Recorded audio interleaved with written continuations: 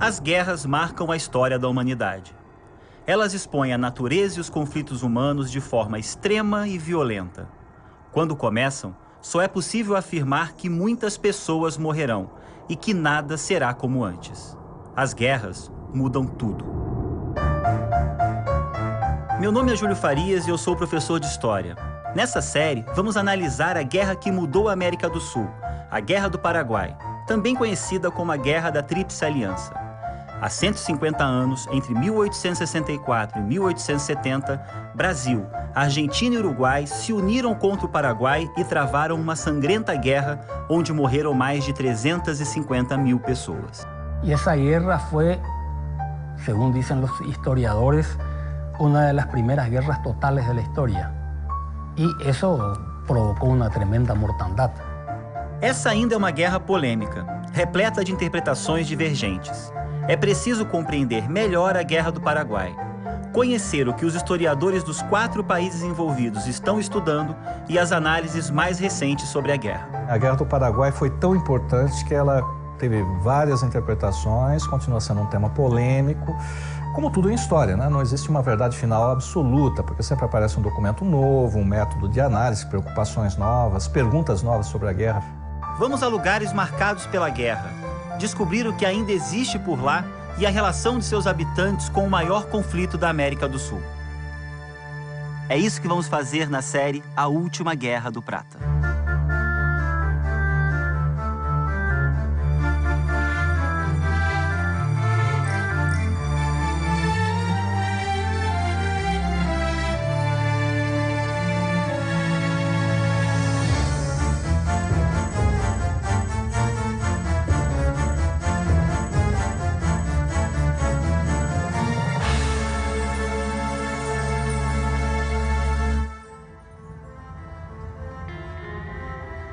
Rio da Prata, um dos personagens centrais da história da América do Sul.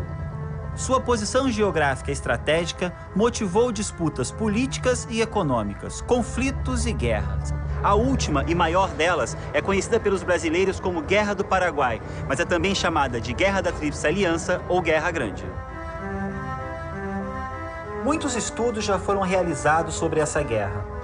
No Brasil, por exemplo, até meados do século XX, predominou uma visão onde o expansionismo paraguaio e a megalomania do seu presidente, Solano Lopes, motivaram a guerra. O nacionalismo da época exaltava heróis como o Duque de Caxias e o General Osório, que combateram o invasor. Depois, surgiu uma visão que culpava o Império Britânico, a maior potência da época, pela guerra. Nessa visão, Brasil, Uruguai e Argentina foram usados para impedir o desenvolvimento do Paraguai, que não submetia aos ingleses. Recentemente, novos estudos mais documentados buscam explicar o conflito a partir das tensas relações entre os países da região do Prata no processo de formação dos seus estados nacionais. É uma abordagem historiográfica mais abrangente, que exige que a gente conheça uma história que começa aqui, no Rio da Prata. Localizado no sul do continente, entre o Uruguai e a Argentina, o Rio da Prata é, na verdade, o grande estuário formado pelos rios Paraná e Uruguai. Por sua bacia hidrográfica, é possível acessar o interior do continente e chegar a 5 países: Argentina, Uruguai e Brasil, Paraguai e Bolívia. Em 1492, Cristóvão Colombo chegou ao continente americano e o reivindicou em nome da Espanha. Os portugueses já navegavam o Atlântico e não aceitavam essa posse espanhola. Depois de intensas negociações, em 1494, os 2 países chegaram a um acordo, o Tratado de Tordesilhas, que determinava um meridiano para separar os domínios de cada coroa nas novas terras. O Rio da Prata ficou no lado espanhol do meridiano. O tratado fez o acordo, mas na verdade nunca foi respeitado.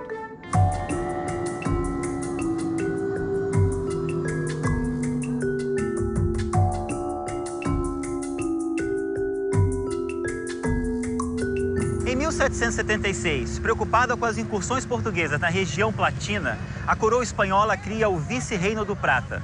Buenos Aires torna-se sede política e econômica de uma região que ia da Patagônia ao sul ao Alto Peru no norte. a cidade se desenvolve rapidamente e o dinheiro trouxe muito poder. Aí, no início do século XIX, tudo mudou. Napoleão varreu a Europa e todo o sistema colonial espanhol desmoronou. O antigo vice-reino do Prata deu origem a 5 novos países independentes: Paraguai, Uruguai, Bolívia, Chile e as Províncias Unidas do Prata, futura Argentina, uma região em permanente conflito. O que eram as Províncias Unidas do Prata? O que era essa Argentina antes dessa unificação? Eran un grupo de provincias reunidas resultantes de la disgregación del Virreinato del Río de la Plata. A diferencia de lo que pasó en Brasil, en donde la independencia se da de una manera en relación al Río de la Plata mucho más pacífica y con una continuidad institucional y cierta centralización, todo, digamos, matizado. Lo estoy haciendo en comparación al Río de la Plata, no porque en Brasil no hubiera conflictos. Lo que pasa en el Río de la Plata es que se ve, digamos, la proliferación de autonomías provinciales muy diversas. En realidad son pequeñas soberanías provinciales que no responden a un poder centralizado. Nesse processo político argentino anterior à guerra, quem são os unitários, quem são os federalistas? Son dos tendencias que se empiezan a desarrollar durante la década de la Revolución, 1810-1820. Los unitarios son los que de alguna manera, para decirlo generalizadamente, van a defender la primacía de Buenos Aires por sobre el resto de las provincias, un gobierno centralizado, y los federales son los que van a defender la autonomía de las provincias. Eso es en un principio. Lo que pasa es que después la historia se complejiza bastante, porque no solo van a responder a esos principios, sino que después muchas veces va a haber disputas dentro de los mismos unitarios o dentro de los mismos federales, y muchas veces van a compartir algunas ideas, pero digamos, idealmente es esa la diferencia. Chegou a existir conflitos armados entre unitários e federalistas? Sí, es lo que caracteriza prácticamente la primera mitad del siglo XIX o el periodo de la post-independencia. Em 1835, o caudilho federalista Juan Manuel de Rosas assume o governo em Buenos Aires e implanta uma ditadura que assombra os países vizinhos. Existia, por parte da Confederação Argentina ou dos unitários, a ideia de reunir novamente o vice-reino do Prata, o antigo vice-reino do Prata, sob uma só bandeira? Sí, existía. Pero, digamos, creo que la distancia entre alguna idea y que eso se concrete en un proyecto efectivamente político, me parece que no era tan probable. Digamos, me parece que había más un temor externo, a una paranoia a lo que Rosas podía llegar a ser. Me parece más un miedo que un peligro real. Sim. Brasileiros e argentinos herdaram a rivalidade de Portugal e Espanha na região platina. O objetivo do Brasil era impedir o domínio de Buenos Aires sobre a Bacia do Prata. Manter os rios abertos à navegação era a garantia de acesso ao oeste do Rio Grande do Sul, Paraná e Santa Catarina. Era também a maneira mais rápida para chegar ao isolado território do Mato Grosso, praticamente inalcançável por terra. Garantir o acesso aos rios era tão importante que em 1817, ainda sob domínio de Portugal, o Brasil invadiu o que hoje é o Uruguai e o anexou ao seu território, criando a província cisplatina. Esses quadros aqui no Museu Histórico Nacional representam o primeiro grande conflito entre argentinos e brasileiros, a Guerra Cisplatina. Foram 3 anos de lutas entre 1825 e 1828, e que só terminaram porque o Império Inglês, a maior potência da época, resolveu intervir e garantir a independência do Uruguai. Criava-se um novo Estado, que, segundo o embaixador britânico Lord John Ponsonby, teria a difícil missão de ser um algodão entre cristais e conter os atritos entre os países vizinhos. O fracasso e as despesas da Cisplatina colaboraram para a impopularidade de Dom Pedro I e para sua abdicação em 1831. Dom Pedro II era apenas uma criança e assumiu o trono em 1840 com 15 anos de idade. O Brasil era olhado com desconfiança por seus vizinhos. Era um país enorme, escravocrata e governado por uma monarquia de origem europeia em meio a diversas repúblicas em processo de formação. O Brasil via a região ali como repúblicas instáveis, como uma zona quase que natural de sua influência. Porque havia disputas de fronteira com a Argentina, sim, havia disputas de fronteira com o Paraguai, disputas sobre a liberdade de navegação no Rio Paraguai, isso tudo havia, mas não existe nenhuma prova que mostre que o Brasil tinha alguma pretensão, por exemplo, de reincorporar o Uruguai. Aliás, seria completamente improvável que, mesmo que ele tivesse essa pretensão, isso pudesse se realizar, né, pela intervenção da Inglaterra, que não deixaria isso acontecer. Ou seja, a Inglaterra não interessava um Brasil forte no Rio da Prata. Em 1851, Brasil e Argentina começaram uma segunda guerra na região, a Guerra do Prata. O ditador argentino Juan Manuel de Rosas apoiou o uruguaio Manuel Oribe numa guerra civil para tomar o poder no Uruguai. Se tivesse sucesso, Rosas poderia controlar os portos de Buenos Aires e Montevidéu, impedindo que as províncias rebeldes argentinas fugissem ao seu controle. A oposição ao governo de Rosas era liderada pelas províncias de Corrientes e Entre Rios. Localizadas entre o Rio Paraná e o Rio Uruguai, elas tinham livre acesso ao porto de Montevidéu, não precisando utilizar o porto de Buenos Aires para o comércio.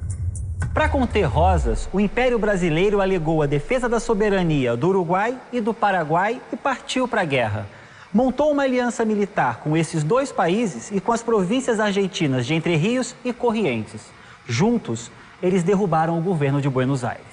Mas apesar da queda de Rosas, as divergências internas argentinas eram tão grandes que se formaram duas unidades políticas no território, o Estado de Buenos Aires e a Confederação Argentina, formada por 13 províncias e presidida pelo caudilho de Entre Rios, Justo José de Urquiza, que lutou ao lado dos brasileiros. Quando o Rosas é derrotado, não existe no Rio da Prata mais um poder político-militar que possa fazer sombra aos interesses do Império ou que possa ameaçar o Rio Grande do Sul. Então, a década de 50 até o início da Guerra do Paraguai é o momento do apogeu da hegemonia brasileira no Rio da Prata. A Argentina só foi unificada quando Bartolomeu Mitre, líder unitarista, derrotou os exércitos confederados de Justo José de Urquiza na Guerra Civil de 1861. A República Argentina passou a ter uma única Constituição e Bartolomeu Mitre foi eleito presidente do país em 1862. Mais ao norte da Bacia do Prata está o Paraguai, país que tem o nome do rio que corta seu território. De onde são as pessoas que atravessam esse rio todos os dias? Vienen de Pilar, vienen las campañas, vienen del interior de Pilar, pasan acá, van al médico. São paraguaios, são argentinos? Venimos a llevar un poco de mercadería, así como la frontera, igual que Foz do Iguazú y al este. Sim, sim. Estes rebocadores vienen de onde vienen? De Buenos Aires. Vienen de Buenos Aires. Hay paraguayo, boliviano, brasileiro, tá? Sim. O que eles transportam aqui pelo rio? Lleva soja, combustible, de todo. ¿Viste? Pero es muy grande. No, este es chico, hay más grande. Este es chico? Sí, hay más grande. Usted está llevando poco, poquísimo. Sim. Situado no meio do continente sul-americano, o Paraguai tem uma posição geográfica desfavorável. Para chegar ao mar, é preciso descer o Rio Paraguai, navegar o Rio Paraná em território argentino e aí alcançar o Rio da Prata e o oceano. Paraguay lo que tuvo ya desde la colonia es el carácter de provincia fronteriza, alejada, sin metales, con bastante poco interés y atención de la corona española. Era una provincia medio rebelde, medio pobre, que estaba allá en el fondo del río, de los ríos. Em 1811, o Paraguai declarou sua independência em relação à Espanha. Mas Buenos Aires não reconheceu essa independência e tentou dominar o Paraguai enviando um exército ao país. Os invasores foram derrotados e o Paraguai ficou livre. Em 1814, José Gaspar Rodrigues de França implantou um regime autocrático no país e decidiu que a melhor forma de evitar as turbulências políticas na região platina seria fechar o Paraguai. O país ficou isolado do mundo por 26 anos. Desde Buenos Aires se ponían muchas trabas al comercio con con Paraguay, con la idea de, que todavía hoy es muy vigente, ¿no? Si cerramos las vías de comercio de un país, va a desaparecer. Entonces, eso fue la intención de Buenos Aires y Francia asumió el desafío. No voy a esperar a que me cierren, dijo Francia, sino que yo mismo cierro. Nadie entra, nadie sale. Lo que sucede bajo Francia es una recampesinización de la mano de obra que ya era mercantil a finales de la colonia. O sea, ya había moneda, ya había salario, ya había exportación, importación. Eso se recampesiniza, se vuelve otra vez de autoconsumo bajo Francia. Y lo que hay es una pobreza generalizada, digamos. O sea, es un país que se crea en medio del encierro y de la autosubsistencia de la pobreza. Em 1840, o ditador Francia morre. Em 1844, o Congresso Paraguaio elegeu Carlos Antônio Lopes o primeiro presidente constitucional do país. Ele manteve o controle sobre o Estado, investiu em infraestrutura e começou a abrir o Paraguai ao mundo. Cuando Don Carlos quiere volver a vender hierba, encuentra que el imperio brasileño ya se adueñó del mercado de la hierba, que es un mercado tradicionalmente paraguayo. Y que la tecnología de tostado y de ensuronado de la hierba mate ya había cambiado mucho por la inserción de Brasil en ese mercado, ¿verdad? Entonces, es como una inserción tardía en un orden que ya había cambiado mucho en esos 30 años anteriores, ¿verdad? Hay un desarrollo económico comparado con lo que había antes. Pero no había una potencia comparada con Estados Unidos, con Brasil o con Inglaterra, ¿no? Como muchas veces se plantea, ¿no? La revolución del Paraguay, sino que desde cero, que no había nada, al primer desarrollo siempre fue un desarrollo importante. En 1852, cuando Rosas cae, se reconoce la independencia del Paraguay, entonces ya hay una relación entre Argentina y Paraguay como dos estados independientes, entonces ahí hay un desarrollo mucho más grande porque el Paraguay sí puede empezar a vender y a exportar sus productos y traer gente de afuera. Y ahí empieza a abrir una serie de establecimientos industriales, podríamos llamar, como el arsenal o el astillero o la fundición de hierro, también el ferrocarril. Es decir, hay un desarrollo industrial pensado primeiramente para a guerra. Na década de 1850, o presidente paraguaio Carlos Antônio Lopes volta a sua atenção para os problemas de fronteiras. Com o Brasil, o Paraguai defendia que a fronteira entre os países era determinada pelo Rio Branco. Já o Brasil afirmava que a fronteira era delimitada pelo Rio Apa. Carlos Antônio Lopes, então, fechou o Rio Paraguai aos brasileiros e isolou o Mato Grosso. O Brasil ameaçou o Paraguai com uma guerra e o presidente paraguaio recuou e assinou um tratado de livre navegação em 1856. Com os argentinos, os paraguaios disputavam áreas nas províncias de Corrientes e de Misiones e também no Chaco, onde a Argentina queria que seu território fosse até o rio Pilcomayo. Em 1862, morre o presidente paraguaio Carlos Antônio Lopes. Seu filho, Francisco Solano Lopes, torna-se presidente do país. O Paraguai tem muitas questões pendentes, mas não busque resolvê-las pela espada, mas sim pela caneta, principalmente com o Brasil. Carlos Antonio Lopez never left Paraguay. Only his son, Francisco Solano Lopez, had been to Europe. And when he went to Europe, he was thinking about the process of opening Paraguay. Looking at the example of Europe, that there was a balance of power in Europe that kept the peace and promoted economic progress. He thought that such a thing was present in Latin America too, in South America too. Now, I myself think that he was mistaken about this. I don't think there was a balance of power that he's referring to.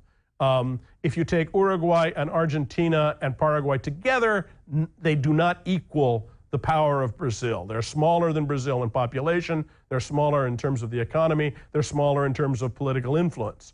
He thought that more Paraguayan influence would benefit the broader South Americans, it seems to me.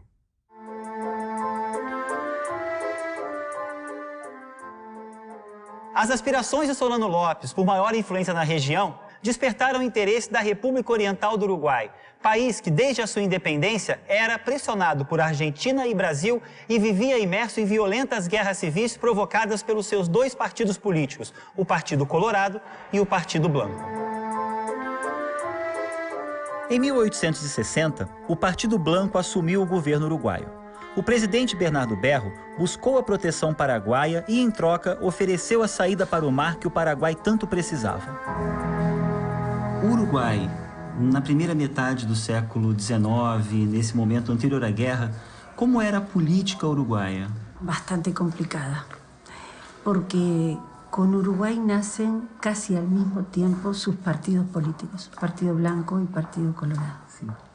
El país nace con una guerra civil enorme y dura hasta 1851, con intervención de Francia, de Inglaterra, de los partidos políticos argentinos y en última instancia de Brasil.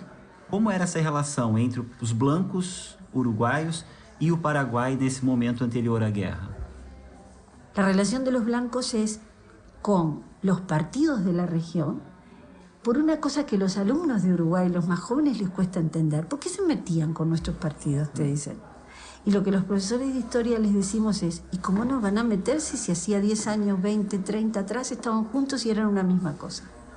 Desprenderse de la unidad del virreinato costó mucho. Entonces, la unión de los partidos blanco y colorado con los partidos unitario y federal argentino fue una cosa muy natural.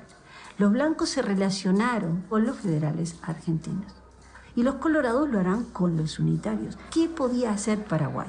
Paraguay buscaba una salida al mar, pero además de salir al mar quería hacerlo para marcar una presencia fuerte en la región que no había tenido por su antigua e histórica política de aislamiento. Entonces, con Rosas no se podía, con Mitre se va a poder muchísimo menos pensar en la salida contando con Buenos Aires. ¿El puerto alternativo cuál es? Montevideo.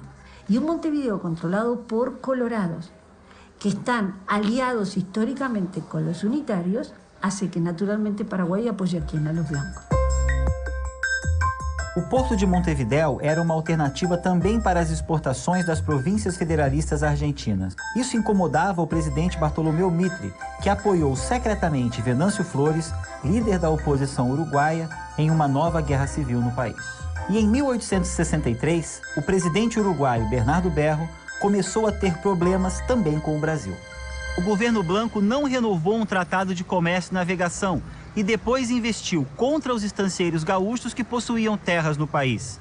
Aumentou os tributos do comércio na fronteira, proibiu o trabalho escravo em terras de brasileiros e se recusou a devolver escravos fugitivos. Os produtores gaúchos foram até o imperador cobrar medidas contra o governo uruguaio, que acusaram de promover violência e perseguição contra os brasileiros. E los criadores de ganado en la zona de Río Grande avanzaban sobre el territorio oriental, muy generoso en existencia de ganado, que alimentaba una industria saladeril riograndense importante. Claro, avanzaban como si estuvieran en territorio brasileño, pretendían sus reglas, pretendían sus leyes, pretendían sus beneficios. Era una fuerza económica que de alguna manera determinaba también al imperio brasileño a intervenir. Temendo um conflito com a problemática província do Rio Grande do Sul, o imperador enviou o conselheiro Antônio José Saraiva a Montevidéu para negociar um acordo. Para o conselheiro Saraiva, a solução do problema seria o fim da Guerra Civil Uruguaia e um governo de conciliação entre blancos e colorados. Negociar a paz com o Uruguai era complicado, entre outros motivos, porque muitos produtores brasileiros estavam lutando contra o governo uruguaio ao lado do líder colorado Venâncio Flores. O acordo de paz não foi possível. E em 1864, no dia 4 de agosto, o governo brasileiro emite um ultimato aos uruguaios, dando 6 dias de prazo para que todas as suas necessidades, todos os seus pedidos fossem atendidos. Caso contrário, iria acontecer que as forças do Exército Brasileiro, estacionadas na fronteira, receberão ordens para procederem às represálias sempre que forem violentados os súditos de Sua Majestade. Ou ainda, que também o almirante Barão de Tamandaré receberá instruções para, do mesmo modo, proteger com a força da esquadra os agentes consulares e aos cidadãos brasileiros ofendidos. A dureza desse ultimátum provocou uma reação igualmente dura dos uruguaios, que se recusaram a arquivar esse documento e romperam relações diplomáticas com o Império Brasileiro. E mais, O presidente Aguirre, do Partido Blanco, encaminhou uma cópia desse documento para o Paraguai de Solano Lopes, pois imaginava que era o elo que faltava para a aliança entre Paraguai e Uruguai. I think that the Blanco government were very happy to use Solano Lopez in this way. So instead of thinking it from the vantage point of Solano Lopez using the Uruguayan problem as a way to become more important regionally, it was that the Uruguayans were setting the things up for him to fall into line with that.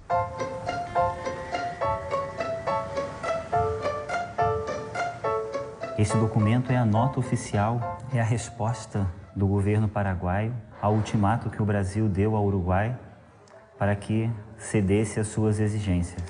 O senhor presidente da República ordena declarar que o governo da República do Paraguai considera qualquer ocupação do território oriental, numa referência ao Uruguai, como atentatório ao equilíbrio dos Estados do Prata, que interessa à República do Paraguai como garantia de sua segurança, paz e prosperidade, e que protesta de maneira solene contra tal ato, encarregando-se desde já de toda a responsabilidade das implicações dessa presente declaração. Com esse documento, a gente vê que o governo paraguaio avisou ao Brasil que, se fosse cumprido o ultimato feito pelos brasileiros ao Uruguai, a guerra seria inevitável. No se puede decir que la cuestión oriental fuese la causa fundamental o la causa profunda de la guerra. Yo diría que la guerra estaba dada por cuestiones que no habían quedado resueltas, de límites, de navegación, en las relaciones paraguayo y brasileñas, en el caso de la Argentina de límites, más otras cuestiones de índole políticas e ideológicas, ¿no? Es decir, que la cuestión uruguaya fue una cuestión coyuntural, que sirvió de catalizador para que se desencadenara la guerra, pero no como una causa fundamental de la guerra, ¿no? A guerra entre Brasil e Uruguai era a terceira guerra internacional na região Platina em menos de 40 anos. Disputas políticas e econômicas e problemas de fronteiras criaram a atmosfera de hostilidade que ainda em 1864 provocaria a Guerra do Paraguai. No próximo episódio da série A Última Guerra do Prata, o Império Brasileiro invade o Uruguai. O presidente Solano Lopes entra no conflito e declara guerra ao Brasil. A maior guerra da América do Sul começa com a perspectiva de ser um conflito rápido, mas não é isso que acontece. Vamos conhecer os 5 anos da Guerra do Paraguai. O Rio da Prata sempre foi foco de apreensão para o Brasil. Conter Buenos Aires e ter acesso aos rios da região eram os grandes objetivos do Império, e valeram 2 guerras contra os argentinos. Mas em 1864, o problema deixou de ser a Argentina. O Império declarou guerra ao Uruguai, alegando a proteção dos brasileiros que viviam no país. E o Paraguai, do presidente Solano Lopes, alegando a manutenção do equilíbrio entre os países da região, partiu em defesa dos uruguaios e declarou guerra ao Brasil. Começava a maior guerra da América do Sul. La guerra marca un cambio total, la alianza de la Argentina y de Brasil en contra del Paraguay. Eso era una cosa que nos respondía a la tradición histórica. No episódio de hoje, vamos conhecer a primeira fase da Guerra do Paraguai, as invasões ao Brasil e à Argentina, a formação da Tríplice Aliança e as primeiras batalhas em território paraguaio. Vamos conhecer os 2 primeiros anos da Última Guerra do Prata.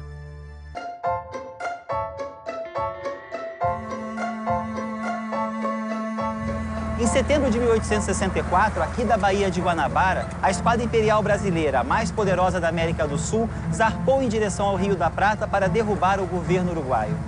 Era o 3º conflito internacional na região Platina, a guerra contra o Uruguai. Esse conflito, que ocorreu por causa das disputas entre o governo uruguaio e os brasileiros que produziam gado no Uruguai, fez emergir toda a tensão da região Platina. Disputas políticas, econômicas e problemas de fronteira criam um clima de hostilidade que ainda em 1864 vão culminar com a Guerra do Paraguai. O Uruguai conseguiu que o presidente paraguaio Solano Lopes, comandante do maior exército da região Platina, ficasse ao seu lado e ameaçasse o Império. Lopes foi ignorado. As cidades de Paissandu e Salto foram atacadas por brasileiros e por forças leais ao Partido Colorado, oposição ao governo Blanco uruguaio. Por quase um mês, Paissandu resistiu. mais de 2.500 bombas atingiram a cidade, que finalmente caiu em 2 de janeiro de 1865. As forças brasileiras, unidas aos traidores que acompanham Flores, cometeram um ato de repugnante crueldade e barbárie. A heróica Paissandu sucumbiu ao final. A ajuda paraguaia de Solano Lopes não chegou a tempo, e em fevereiro de 1865, o objetivo brasileiro já era alcançado. O Partido Blanco deixa o governo. Venâncio Flores, aliado do Brasil e da Argentina, foi empossado presidente do Uruguai. In the case of Solano Lopez, the Paraguayan political environment favored authoritarianism. When one person has that kind of power, it's very easy, it seems to me, to become very sensitive and to feel challenged in ways that other people would not accept. He regarded what happened in the Banda Oriental as a provocation by the Brazilian government against his authority in Paraguay. Now, only Solano Lopez could have interpreted it that way. The Brazilians were busy in Uruguay for reasons that had nothing to do with Paraguay. But his reading of that was the only option available to him, given the political background that he had there in his own country. A vitória brasileira ali colocaria o Paraguai numa situação mais difícil de negociar uma pressão brasileira pela abertura do Rio Paraguai. Daí a achar que isso significaria a ideia de o Paraguai seria o próximo alvo do Império, não há nada que justifique um cálculo desse, né? Que seria um cálculo de extremo, ou seja, nós vamos provocar uma guerra com o Brasil porque o Brasil vai invadir o Paraguai de qualquer maneira. Não havia nenhum indício que esses planos fossem os planos do Brasil.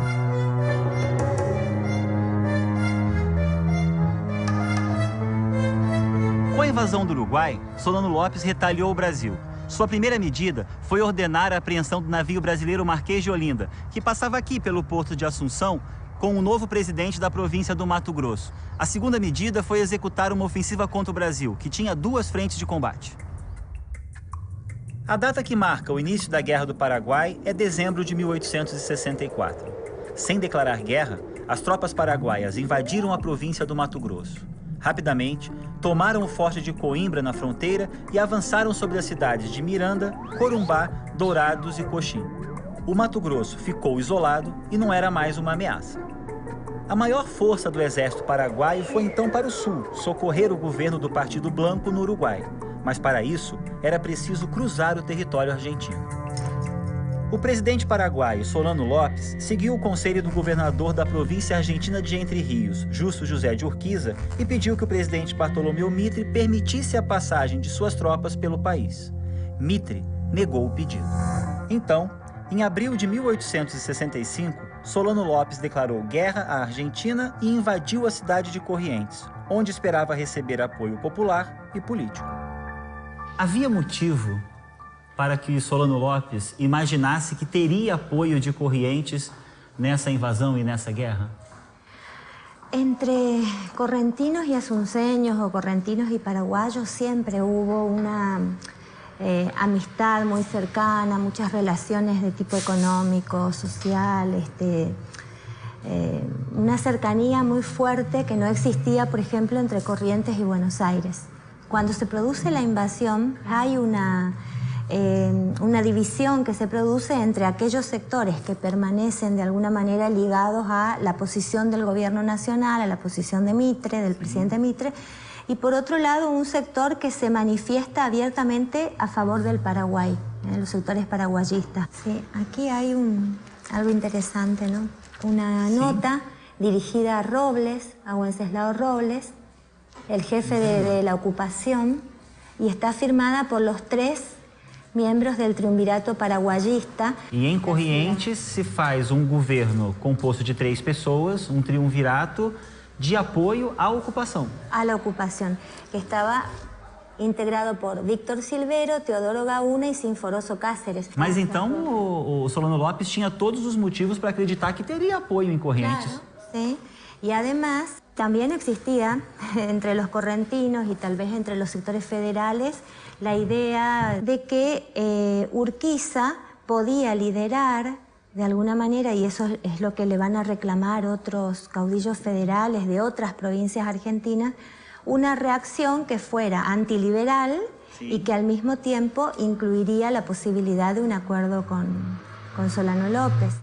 Não se tinha a leve impressão de que a Argentina ia entrar na guerra porque sabia-se que o interior argentino era contra a guerra. Quer dizer, esse é potencialmente o grande erro do Solano López. Ao invadir Correntes, ele viabiliza que o Mitre assine o Tratado da Tríplice Aliança. Então, Solano López, de um lado, ele falta, ao meu modo de ver, maturidade política. E, de outro lado, ele tem Urquiza prometendo apoio para ele. Assim, é um jogo arriscado, mas factível. Ele poderia ter tido sucesso nisso, se não fosse as circunstâncias que a gente conhece da véspera da guerra, mudança de posição do Urquiza, o interior argentino não ter se levantado a favor dele. Pero desde el momento en que el ejército paraguayo puso el pie en el territorio argentino, los argentinos se unieron en contra de López. Él contaba con las divisiones internas de la Argentina y también contaba con el conflicto entre el Brasil e Inglaterra, que hubo eso antes. Pero en fin, ese conflicto entre Inglaterra y Brasil no iba a derivar en una intervención inglesa en el Brasil. López tenía miedo de verse acorralado por sus vecinos. ¿Qué pasaba si la Argentina y el Brasil se ponían de acuerdo y atacaban el Paraguay?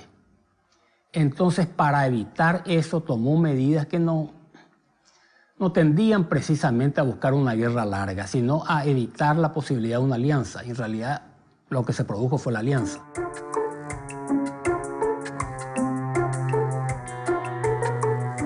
Em 1º de maio de 1865 é firmado o Tratado da Tríplice Aliança entre o Brasil, a Argentina e o Uruguai, que agora é aliado. Esse tratado aponta e determina as principais questões dessa guerra. Essas encadernações da versão Uruguai e Argentina dão esse tom e mostram esses objetivos de forma bastante direta. Logo no primeiro artigo, Sua Majestade o Imperador do Brasil, a República Oriental do Uruguai e a República Argentina se unem em aliança ofensiva e defensiva na guerra promovida pelo governo paraguaio. Ao longo do tratado, aparecem também questões que vão ser muito importantes, tanto no desenrolar quanto no pós-guerra. Por exemplo, os aliados se comprometem solenemente a não deporem as armas senão de comum acordo, bem como a não negociarem separadamente com o inimigo comum. No artigo 16 é colocado que fica estabelecido que os aliados exigirão do governo do Paraguai que celebre com os respectivos governos tratados definitivos de limites sobre as seguintes bases. E aqui está uma das grandes polêmicas do tratado. O Brasil manteve sua demanda de fronteira onde sempre quis, no Rio Apa, mas a Argentina, que antes pedia a fronteira na região do Rio Pilcomayo, no tratado exigiu toda a região do Chaco paraguaio, ampliando seu território até a fronteira com o Mato Grosso. Além dos objetivos já destacados no tratado, havia também o interesse em uma guerra rápida e eficiente sob comando do presidente argentino Bartolomeu Mitre, que foi escolhido comandante-em-chefe dos exércitos aliados. O Tratado da Tríplice Aliança permaneceu secreto até 2 de março de 1866, quando foi revelado no Parlamento Britânico. O Paraguai intensificou sua preparação para guerras a partir das ameaças brasileiras de 1856. Seu exército, maior da região, contava com cerca de 70 mil homens, uma população de 450 mil pessoas. O Brasil, com cerca de 9 milhões de habitantes, tinha uma força menor. Desprestigiado pelo governo imperial, o exército contava com apenas 18 mil combatentes. Por isso, foram convocados para a guerra os membros da Guarda Nacional, uma milícia paramilitar ligada às elites regionais, com muitos homens, mas sem nenhum preparo para esse tipo de conflito. Para resolver o problema, em janeiro de 1865 foi criado o Corpo de Voluntários da Pátria. Homens até 50 anos poderiam se alistar. Receberiam soldo durante a guerra, gratificações ao retornarem, pensões nos casos de invalidez ou morte e terras em colônias militares. Os escravos entregues para a guerra receberiam a liberdade. O voluntariado foi, na verdade, um fenômeno coletivo. Houve alguns voluntários que fizeram o alistamento individualmente, mas a grande maioria seguiu uma lógica clientelista. Elas se alistaram quando uma liderança local organizava grupos. Então, muitas vezes, como em quase qualquer guerra, o que os levou a se alistar foi o estímulo de parentes e amigos. Eu percebo grupos que são ligados ao partido que estava no governo, que era a Liga Progressista, pessoas entre 16 e 35 anos, homens solteiros, interessados também nas vantagens que poderiam receber a partir do serviço de uma campanha que eles acreditavam que seria curta. Também ocorreram casos de mulheres que se voluntariaram. A mais conhecida é Ana Nery, viúva baiana que foi à guerra como enfermeira para acompanhar seus filhos e irmãos convocados. Mas houve casos de mulheres que queriam entrar em combate. Tem também a Jovita, uma jovem que morava no Ceará, no interior do Ceará, e que ao ouvir falar da guerra, se vestiu de rapaz e se alistou. Mas quando ela chegou em Fortaleza, já tinham descoberto que ela era moça.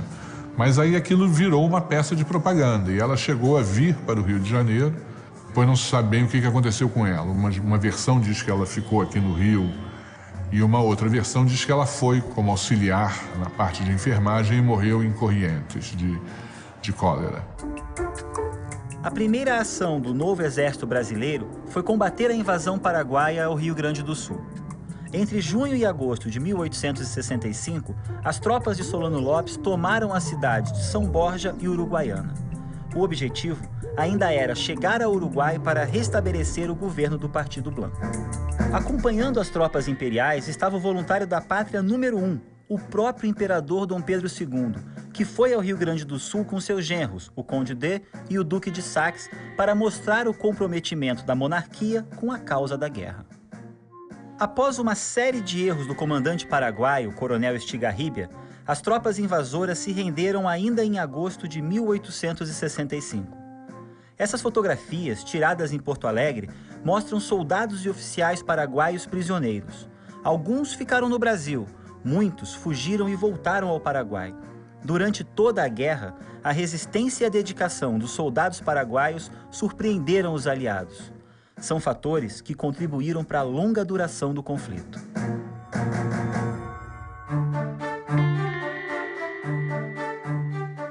Durante a guerra, manter os rios platinos abertos era fundamental para o Paraguai se abastecer. Mas a Esquadra Imperial Brasileira controlava a navegação no Rio Paraná. Então, no dia 11 de junho de 1865, Solano Lopes tentou capturar as embarcações da Marinha Brasileira, comandadas pelo almirante Barroso. Esse confronto, decisivo para a guerra, foi a Batalha do Riachuelo. Aqui no Parque Vaporcuê, próximo a Assunção, estão os restos de alguns barcos que participaram dessa batalha. Está do lado de um navio que participou da Batalha Naval do Riachuelo, do combate do Riachuelo.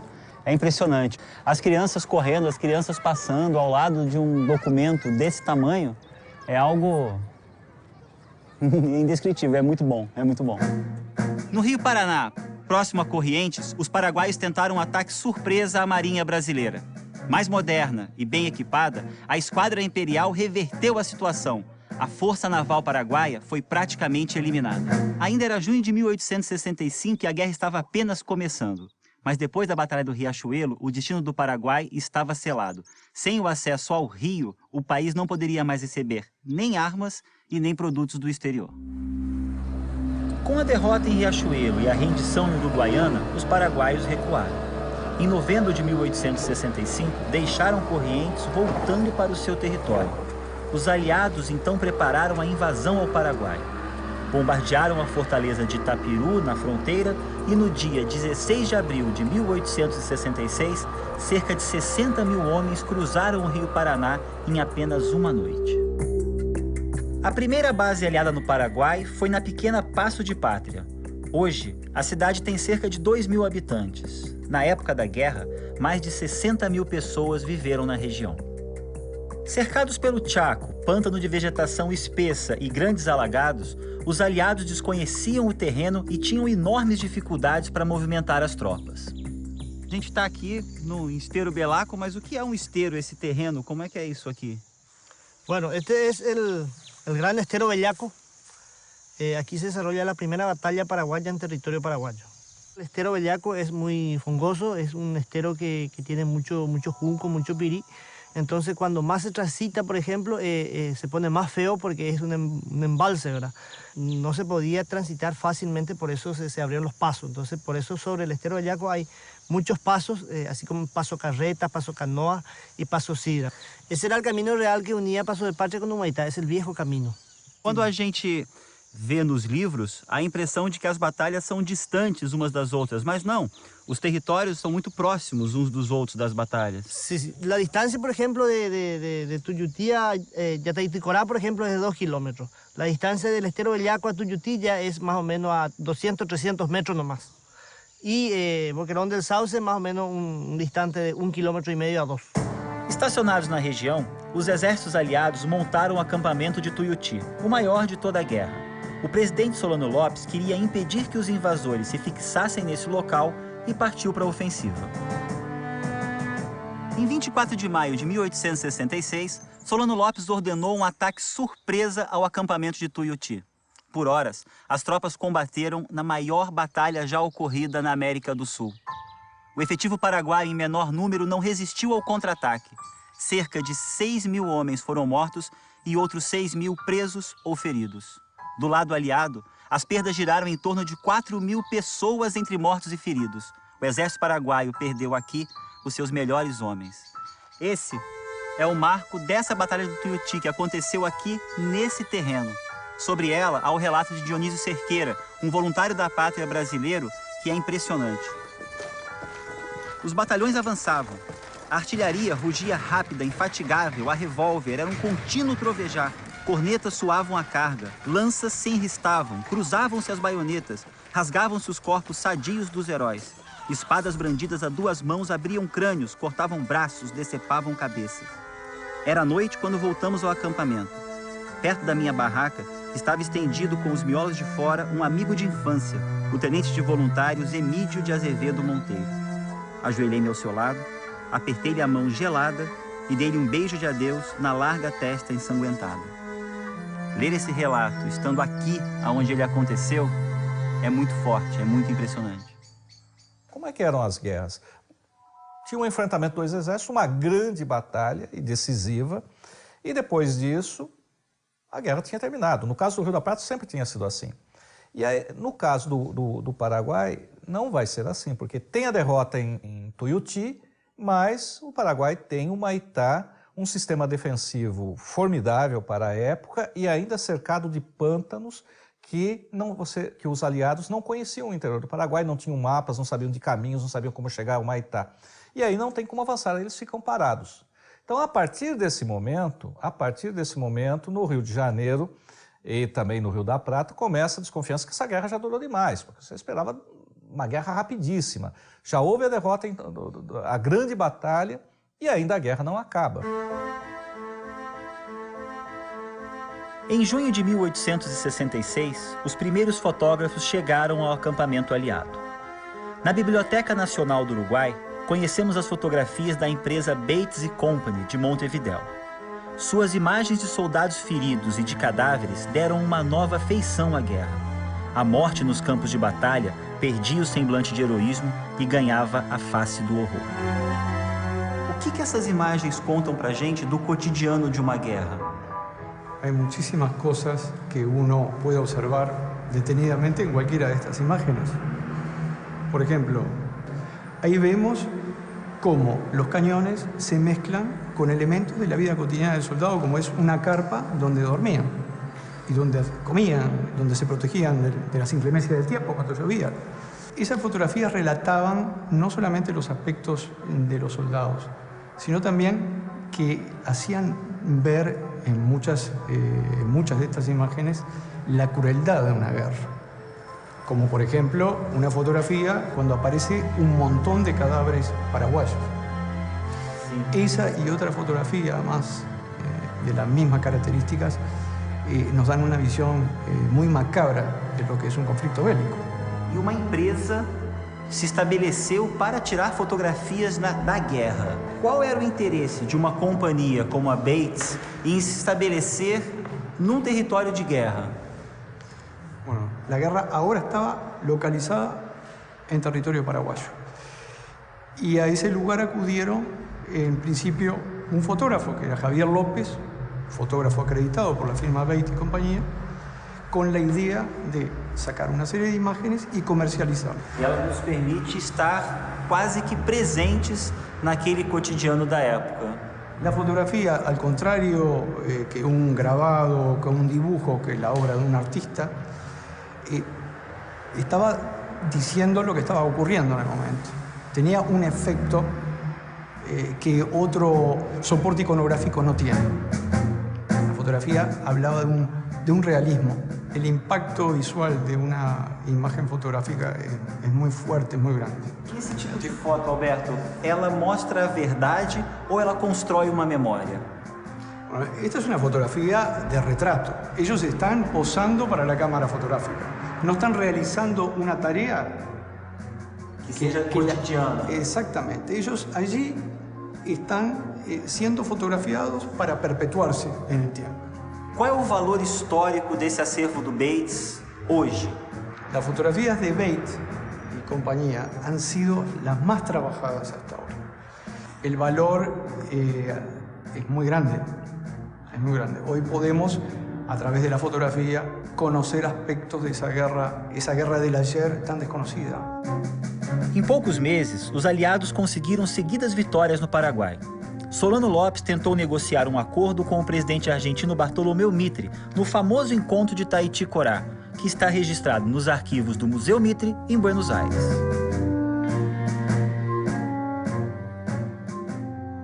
Esse documento é uma carta diplomática onde Mitre se dirige aos seus diplomatas pedindo opinião sobre as posições propostas por Solano Lopes em Taiticorá e perguntando qual é o limite da sua atuação para negociar com Solano Lopes condições para uma paz. O desejo de Lopes, e provavelmente também da Argentina, é que se negociasse uma paz com a Argentina, mas os termos do Tratado da Tríplice Aliança não permitiam que isso acontecesse. E há um trecho do documento em que isso fica muito claro, em que ele diz: a questão está em que nós cremos que pelo tratado se pode tratar com Lopes de comum acordo entre os generais, mas o Brasil sustenta que não pode tratar-se com Lopes em nenhum caso. Não querem tratar sem a separação dele da presidência do país e a organização de um governo livre, o que agora não é uma hipótese. Então, não é possível discutir. É melhor deixar as coisas acontecerem. É emocionante você poder ter em mãos um documento do primeiro presidente da Federação Argentina e nos seus tratados e nas suas colocações enquanto general em chefe das forças do Tratado da Tríplice Aliança, da Guerra da Tríplice Aliança. Tuyutí es el tercer ejército paraguayo destrozado, ¿verdad? El primero fue Uruguayana, el segundo fue Riachuelo, donde muere la Armada, lo que parecía la Armada paraguaya. Y en Tuyutí se acaba el último ejército formado como ejército, ¿verdad? Entonces, bueno, suponían que López ya iba a aceptar el armisticio y ya iba a aceptar la derrota, ¿verdad? Incluso la oferta que traen es que se vaya a Europa, ¿verdad? Y al final López dice no, ¿verdad? Pero eso es lo incomprensible. O sea, desde Tuyutí a Cerro Corazque ya no se entiende la guerra, ¿verdad? Porque eso es destrucción pura, ¿verdad? Destrucción del lado de las tropas aliadas y destrucción del mismo lado paraguayo. Eso ya es pura matança sem nenhum sentido. Aí já não houve batalha. No próximo episódio da série A Última Guerra do Prata, o avanço das tropas aliadas para no sul do Paraguai. O desconhecimento do território, as disputas políticas entre os comandantes aliados e a resistência dos paraguaios empurram a guerra para o seu terceiro ano. Vamos conhecer os impactos da vitória paraguaia em Curupaiti e da chegada do Marquês de Caxias ao fronte. Ele assume o comando e leva os aliados até Assunção.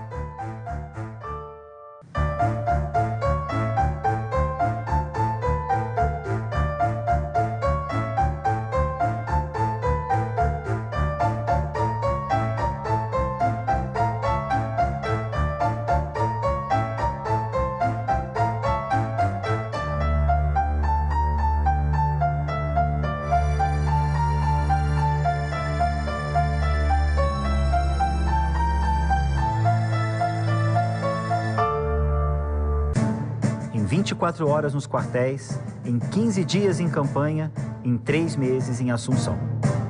Quando o presidente argentino Bartolomeu Mitre fez essa declaração em abril de 1865, os aliados estavam otimistas. Acreditavam que a guerra contra o Paraguai seria rápida.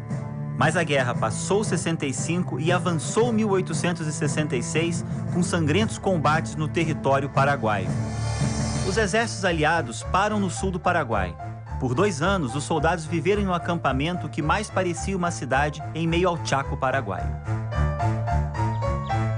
Y albergaba así como 60, 70 mil hombres. Otros hablan de 80, otros hablan de 90, pero sí había una gran cantidad de personas aquí de combatientes. No episódio de hoje, vamos procurar por relíquias históricas que ainda estão nos campos da Guerra do Paraguai. Objetos que revelam a vida de homens e mulheres que estiveram na última Guerra do Prata. Em setembro de 1866, o avanço dos aliados por terra parou.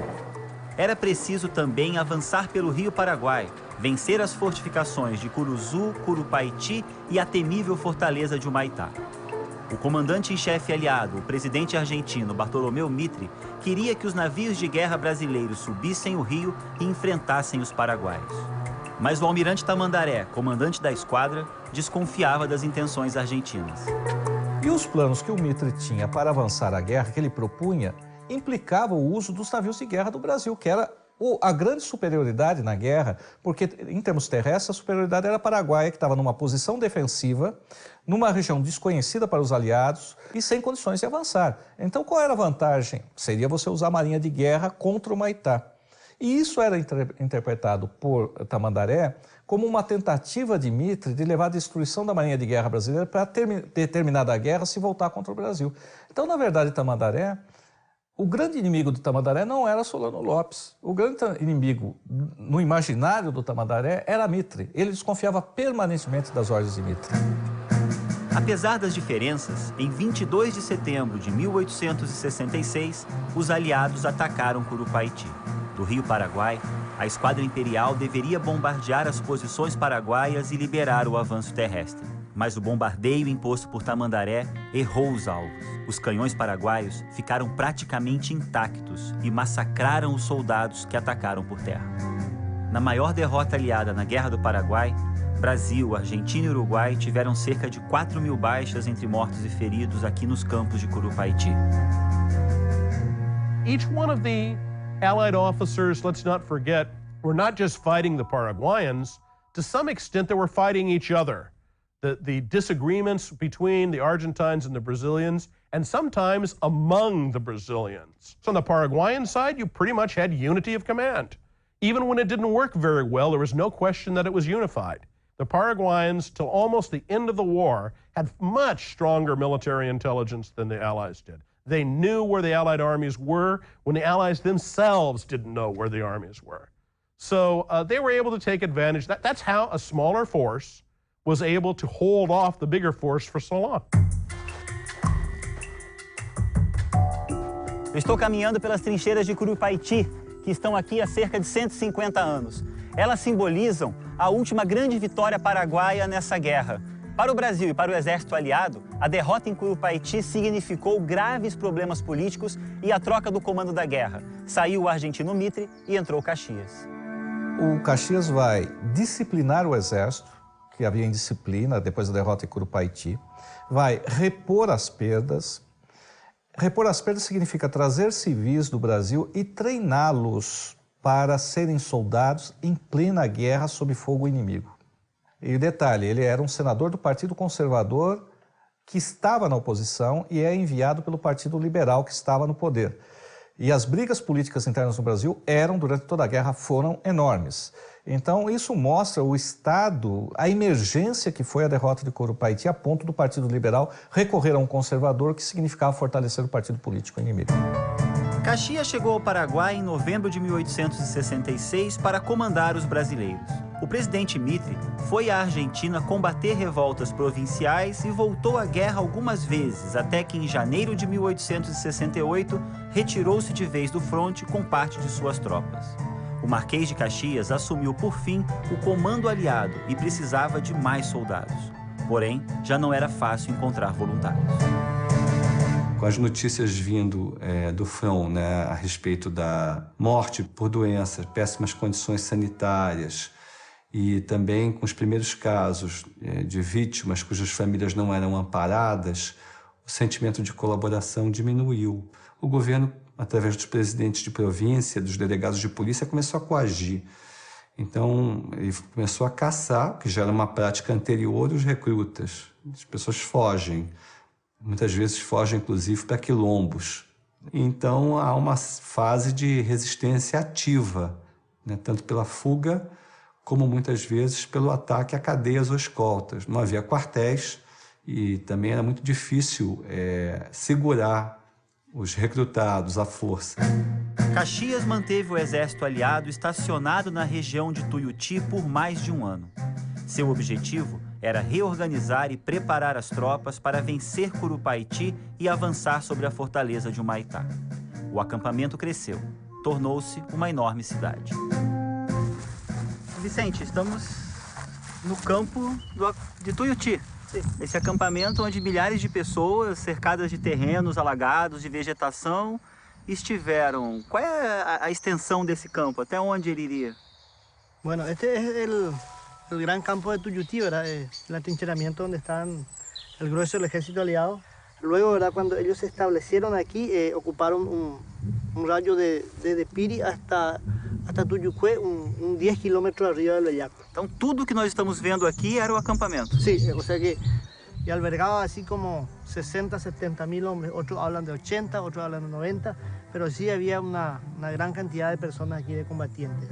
Eu posso imaginar, ali um grupo de soldados acampados, ali a tenda de um oficial, para lá uma casa comercial, sí, alguma o sea coisa nessa região. Según la foto que se ve, ¿verdad? Sí había mucho, ¿verdad? Las grandes inmensas sábanas blancas que se ve, ¿verdad? Que inclusive estaban con cuadras. Se tenía teatro, se tenía todo acá en Tuiuti. Había ruas. Había todo, se jugaba, por ejemplo, a la balita, a la ruleta, o sea, de todo, o sea que no era guerra todos los días, inclusive hacía fiestas. Estaba muy bien montada una ciudad completa aqui, que funcionava desde um peluqueiro hasta um banco maguais. A nossa inanição em Tuiuti levantou uma pequena cidade à retaguarda do exército, com sua igreja, teatro, salões de baile, de bilhar, de cabeleireiro e de barbeiro. Enfim, ali se encontrava tudo quanto se pudesse desejar em qualquer cidade da província, pois o comércio era enorme e perfeitamente sortido.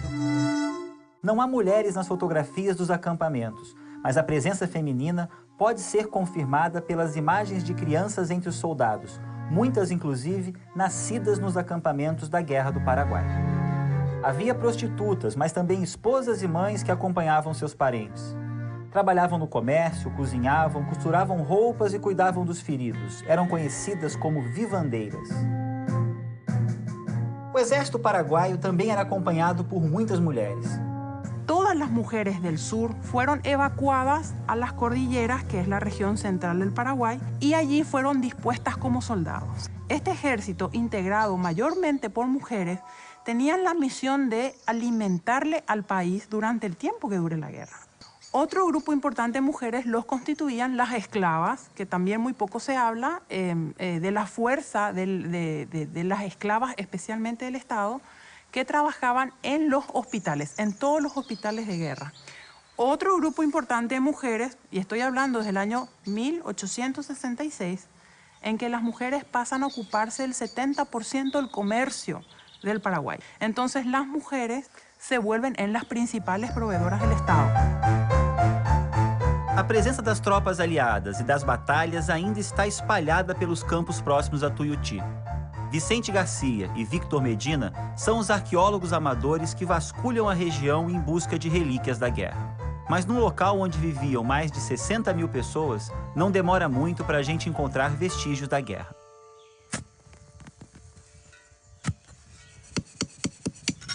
Queremos acá? Vamos ver. Sim, vamos.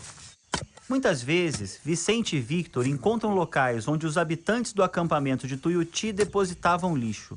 Lá, descobrem objetos de todos os tipos e de diferentes origens. O que é isso, Vicente? Esta é uma bilha de cinto. Meu, demais.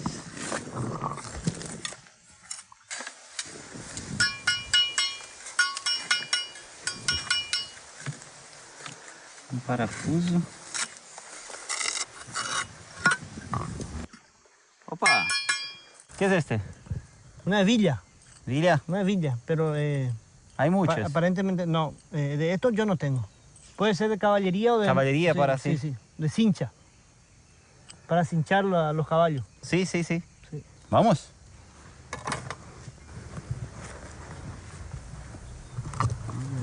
Está la botella. No tiene boca.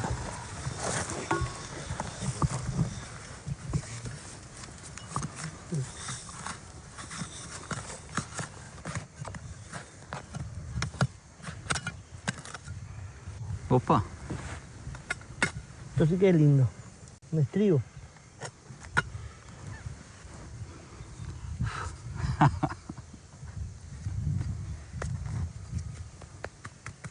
Este es un estribo el más lindo que hay. Y es de bronce. Es de caballería. Sí, caballería paraguaya. Entonces, aqui teríamos um cavaleiro. Os objetos encontrados por Vicente e Victor estão expostos no pequeno museu de Paço de Pátria, antigo quartel-general de Solano Lopes. Uma instituição que depende dos esforços deles e de outros habitantes que se dedicam a preservar a memória da guerra. E esse museu hoje é um museu público, é um museu do Estado paraguaio. Bueno, este museo se inauguró como museo oficial el 1 de marzo del 2004. Y funciona como museo, yo tengo un contrato con la Intendencia Municipal, traigo mis colecciones aquí y de ahí en más no paro, ¿verdad? Me voy, mi interés es buscar en los sitios históricos más cosas. Bueno, aquí por ejemplo en este museo se puede encontrar de todo, de objetos personales de la oficialidad hasta de la tropa, ¿verdad? Existían muchas mujeres en los campamentos. E nós temos muitos vidros de perfume. Muchos objetos de perfume, así como se puede apreciar aquí, ¿verdad? Venían de London o de París, como lleva impreso, ¿verdad? Hay algunos que venían de Río de Janeiro, de Buenos Aires, de Montevideo. Você me falou das bebidas. Tem garrafas de muitos lugares do mundo também aqui? Sí, cuando se va a una excavación, lo primero que choca es por la botella, porque era lo indispensable en los campamentos. ¿Por qué? Porque lo hacía todo. Cuando uno tiene hambre, caña. Cuando uno está triste, caña. Cuando uno quiere aumentar su alegría, caña. E el anestésico para el ejército paraguayo era caña. Agora, esse sofrimento, ele fica expresso também. Nós passamos aqui por uma caixa de ossos humanos. Bueno, eso es lo más triste para el pueblo paraguayo, para el ejército paraguayo en aquel entonces. Obviamente son restos óseos de mucho tiempo. Y tuve el atrevimiento, ¿verdad?, de traerlo aquí para que se pueda ver cómo pasaron esos soldados en aquel entonces. O tamanho dessa guerra... Assim mesmo assusta quando a gente se depara com alguma coisa assim. Os objetos revelam o cotidiano da guerra. O dia a dia com muitas línguas onde soldados de diferentes nacionalidades tentavam sobreviver. Nas fotografias da Guerra do Paraguai, chama a atenção a presença de soldados negros nos 3 exércitos da Tríplice Aliança. No exército paraguaio, também existiam soldados negros. No Uruguai, a população negra era uma população razoável, né? Se você olhar as imagens de soldados uruguaios, eles são negros, né? Na Argentina, uma parcela pequena da população argentina era negra, né? Principalmente em Buenos Aires, e muitos foram para a guerra, muitos desapareceram na guerra. A escravidão não estava abolida no Paraguai ainda. Paradoxalmente, quem aboliu a escravidão foi o Conde D. Né? Só que a escravidão no Paraguai não tinha o peso que ela tinha no Brasil, então era uma coisa residual.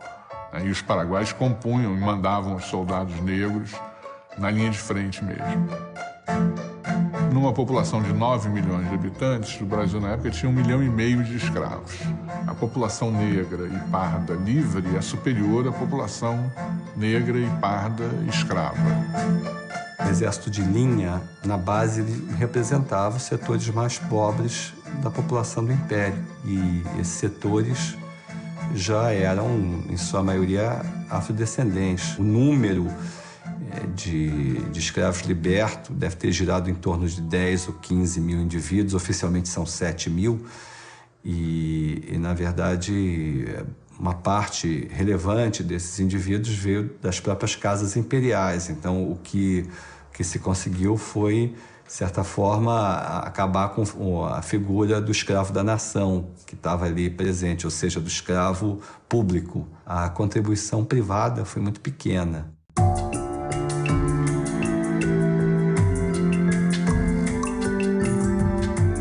Aqui na Praia Vermelha, no Rio de Janeiro, nos anos 30 do século XX, foi erguido esse monumento em homenagem à retirada da Laguna, um episódio muito conhecido da Guerra do Paraguai.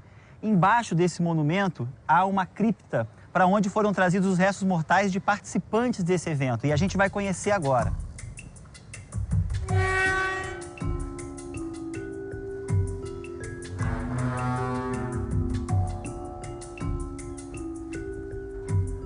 O militar e escritor brasileiro Visconde de Toné, autor da obra A Retirada da Laguna, participou e narrou a saga das tropas brasileiras que foram por terra, de São Paulo até o Mato Grosso, para combater a invasão paraguaia. Ele conta que depois de 2 anos de marcha, famintos, os brasileiros invadiram a fazenda Laguna, no Paraguai, à procura de alimentos, mas foram recebidos pelo exército paraguaio e postos em fuga. Essa cripta abriga os restos mortais de participantes daquele momento, como o Coronel Camisão, o Tenente Antônio João. Essa cripta foi construída nos anos 30 para homenagear os participantes da retirada da Laguna. Era um momento em que a República procurava por heróis nacionais, mas, na verdade, as forças brasileiras foram dizimadas nessa retirada. A fome e o cólera mataram a maioria dos soldados, muito mais do que os combates e as balas, o que, aliás, foi muito frequente durante a Guerra do Paraguai.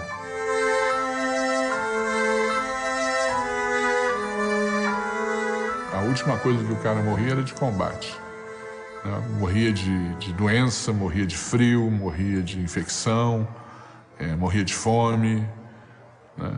Um historiador britânico que escreveu um livro chamado Uma História da Guerra, John Keegan, ele chega a estimar que até a Primeira Guerra Mundial, que é a primeira guerra que morre mais gente em batalha do que de doença, né? Para cada morto em campo de batalha, você tinha 5 a 7 mortos por outras causas.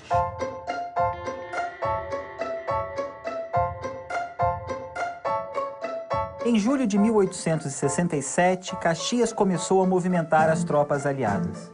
Superaram Curupaiti, contornaram e cercaram a fortaleza de Humaitá.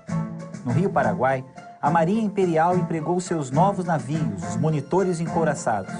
Mais resistentes aos tiros de canhões, eles se posicionaram diante de Humaitá para bombardear a fortaleza. Aquele barco de carga está fazendo a curva aqui em Humaitá, justamente no local onde estava colocada a fortaleza. A esquadra brasileira, para poder chegar até Assunção, teria que fazer o caminho inverso, vir por lá, aonde era recebida, aqui em Humaitá, pelas baterias dos canhões paraguaios. Muitos desses canhões, inclusive, vieram do Mato Grosso. Era uma fortificação muito importante, tão importante que, num esforço enorme, os paraguaios estendiam, através do rio, 3 grandes correntes, que eram baixadas para que passassem os navios e depois içadas para que os navios fossem bloqueados se fossem inimigos. O esforço para que se dobrasse essa curva e se chegasse a Assunção atrasou alguns anos a Guerra do Paraguai.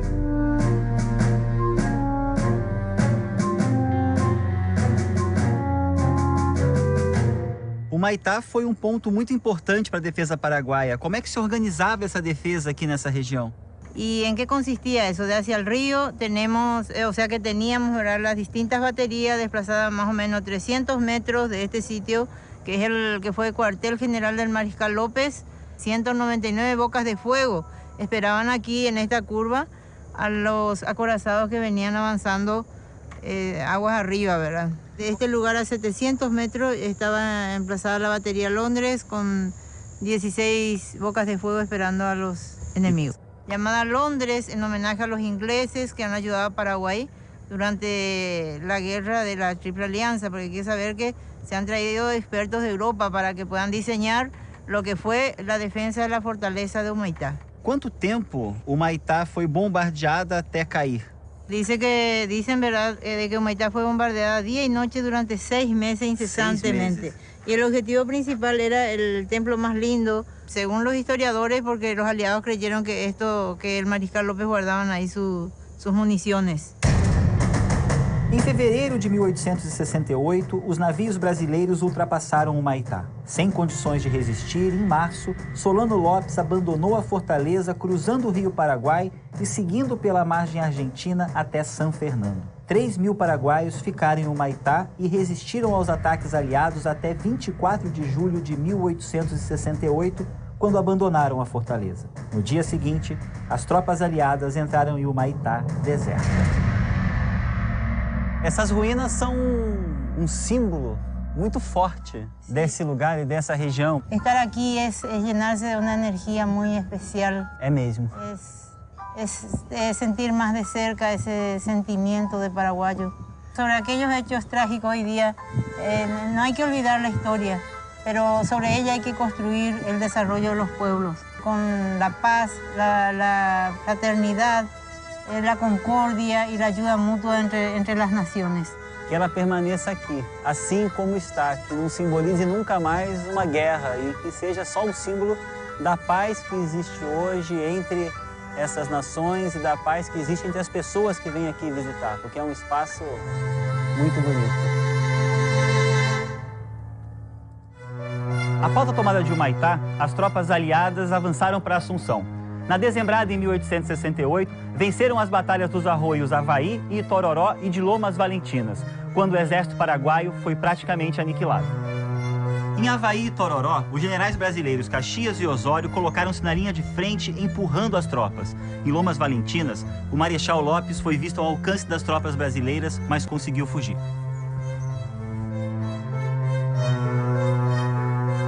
Javier, como essas notícias da guerra chegavam até as pessoas aqui na capital, aqui no Paraguai?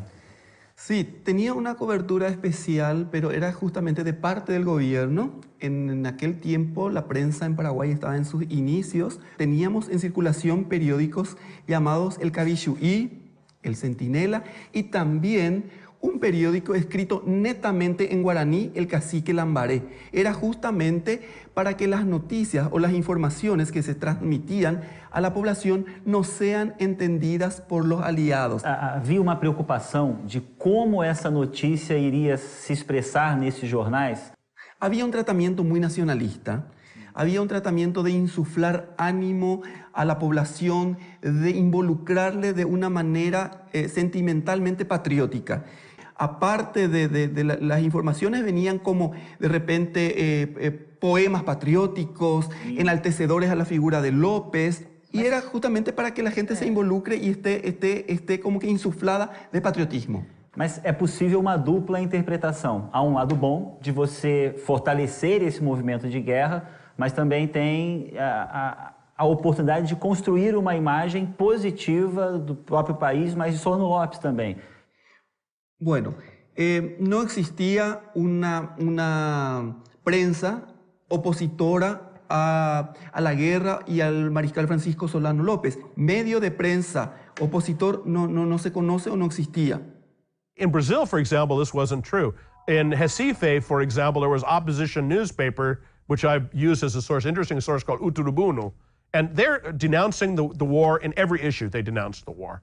And they denounced slavery at the same time. So it's an abolitionist, anti-monarchy, anti-war newspaper. It was possible to publish such a thing in Brazil at the time. The political system was sufficiently flexible or open enough that they could put up with this kind of criticism. Depois da queda da fortaleza de Humaitá, Solano Lopes começou a perseguir quem ele acreditava que poderia traí-lo para acabar a guerra. Sua família foi a maior vítima de suas desconfianças. Sua mãe, Juana Carrillo Lopes, e suas irmãs, Inocência e Rafaela, foram presas e torturadas. Seus irmãos, Ángel Benigno Lopes e Venâncio Lopes, caíram em desgraça. Foram terrivelmente torturados e mortos. Grandes aliados, homens poderosos e militares, foram julgados em tribunais sumários como em San Fernando e executados. As mulheres dos supostos conspiradores eram condenadas e enviadas a campos de prisioneiros no interior do país. Elas eram conhecidas como destinadas. Y en el 69, ya en la avanzada del ejército brasilero, tras los pasos de López a la Mambay, son que este campo de detención de mujeres es descubierto. Se cree que de una población de destinadas que tuvo este campo de 4.000, 5.000 mujeres, sobreviven 350, 300. Se cree que, claro, que estas son las mujeres que son como traidoras a la causa paraguaya o a López. Y sin embargo, las residentas, que eran estas mujeres soldados que debían alimentar al ejército paraguayo, también tuvieron momentos donde fueron acusadas de traición porque muchas se negaron a seguir labrando o muchas decidieron hacer una resistencia contra la figura de López porque los hijos se le habían muerto durante la guerra. O sea, tenemos 1869 con que hay casi 200 mujeres presas por traición en distintos pueblos de la República del Paraguay. Em 1º de janeiro de 1869, tropas brasileiras entraram em Assunção, que estava praticamente deserta. Para Caxias, comandante aliado, a guerra estava encerrada. Desde a queda de Humaitá, ele defendia o fim do conflito e escreveu ao ministro da Guerra: como brasileiro, como senador do Império e com a consciência de general, tenho para mim que as injúrias irrogadas pelo tirano do Paraguai às potências aliadas estão mais que suficiente vingadas. Caxias alega problemas de saúde e deixa Assunção. Mas a saída de Caxias não alterou as intenções do imperador. A guerra deveria continuar até a queda de Solano Lopes. Dom Pedro II, então, ordena que o seu genro, o Conde D, continue a caçada ao presidente paraguaio. O fim da guerra e as suas consequências serão os temas do próximo episódio da série A Última Guerra do Prata. Em agosto de 1868, a poderosa fortaleza de Humaitá caiu nas mãos dos exércitos da Tríplice Aliança. Por quase 4 anos, Humaitá foi o bastião de Solano Lopes no Rio Paraguai. Conteve a invasão, impediu a chegada a Assunção, mas caiu. E os aliados tomaram a capital. No último ano do conflito, o exército brasileiro tornou-se uma força de perseguição e captura ao presidente paraguaio, Marechal Francisco Solano Lopes. A guerra deixou as margens do Rio Paraguai e embrenhou-se pelo território de um país completamente devastado e destruído. Paraguay es el único país de América del Sur que define todas sus fronteras a sangre. Todas. O sea, no hay un pedazo de la frontera paraguaya que no haya sido ganada o fijada con una guerra internacional, ¿verdad? No último episódio da série A Última Guerra do Prata, vamos conhecer os eventos finais da Guerra do Paraguai e o papel transformador que ela teve na história das 4 nações envolvidas. Países que não foram mais os mesmos depois da maior guerra da América do Sul. No dia 1º de janeiro de 1869, depois de intensos bombardeios da esquadra brasileira, as tropas da Tríplice Aliança entraram em Assunção. Prédios públicos e as residências são ocupados e saqueados por tropas brasileiras. Viram símbolos da conquista, símbolos de vitória. No Rio de Janeiro e em todo o Brasil, esperava-se a chegada da grande notícia: a guerra acabou. Mas essa expectativa foi frustrada novamente. Quem chegou ao Rio foi o cansado e doente comandante aliado. Depois da tomada de Assunção, Caxias não via mais sentido em continuar com a guerra e, alegando problemas de saúde, deixou o Paraguai sem pedir autorização. Em fevereiro de 1869, ele chega ao Rio de Janeiro praticamente anônimo, sem ninguém para recebê-lo. O imperador, então, ordenou que o seu genro, o Conde D, marido da princesa Isabel, assumisse o comando das tropas aliadas e continuasse a perseguição a Solano Lopes. Em março de 1869, contra sua vontade, o conde partiu para o Paraguai. A guerra ainda demoraria 1 ano para terminar. Se você aceita que alguém fez um design de começar uma guerra sem declarar, invadiu o seu território e ainda a guerra termina no poder, com ele no poder, o que impediria de outro país fazer a mesma coisa? Isso é um aspecto. E o outro aspecto é o seguinte: a guerra tinha ido tão longe, todo aquele sacrifício, se a monarquia não saísse vitoriosa, ia incentivar o desenvolvimento de movimentos oposicionistas dentro, inclusive republicanos, e contestação ao poder central. Então, a própria sobrevivência do Estado monárquico estava em jogo se não houvesse a vitória da guerra no Paraguai. Por esse conjunto de elementos é que Dom Pedro exige a continuação da guerra. Em 1869, os brasileiros foram acusados de cometer diversas atrocidades contra os soldados paraguaios. O próprio Conde D, comandante das tropas, foi acusado de ordenar execuções generalizadas de prisioneiros. Os demais generais brasileiros teriam intervido e impedido um massacre. Na Biblioteca Nacional do Rio de Janeiro encontramos grande parte das fotografias desse período final da Guerra do Paraguai.